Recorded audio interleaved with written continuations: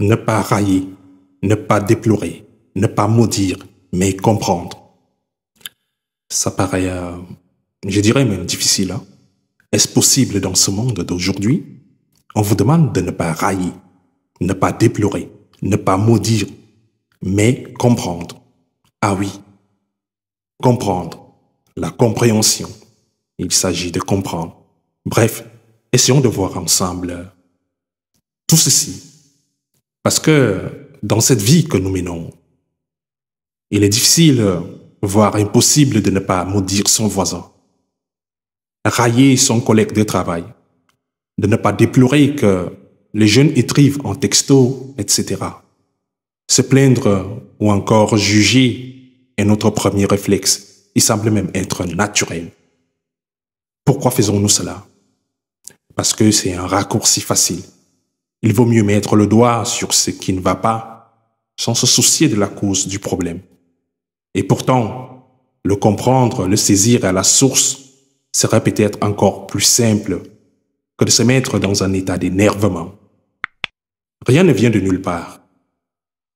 Si nous étions à même d'interpréter ce que nous condamnons, nous serions plus indulgents et éviterions donc de juger.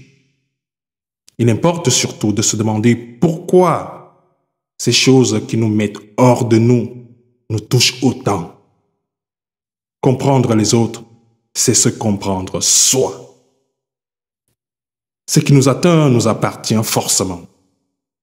Il ne tient qu'à nous de diriger cette atteinte vers la pensée et d'en tirer le meilleur pour nous-mêmes.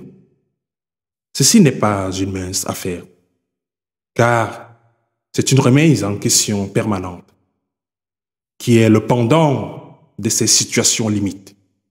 Il faut donc réagir, et vite, quand il nous arrive de nous emballer sur un sujet ou sur quelqu'un.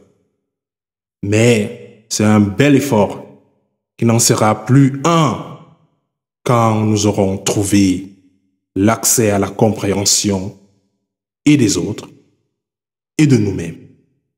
L'un n'existe pas sans l'autre. C'était tout pour aujourd'hui. Portez-vous bien. Tout va bien. Et à très bientôt pour une nouvelle publication.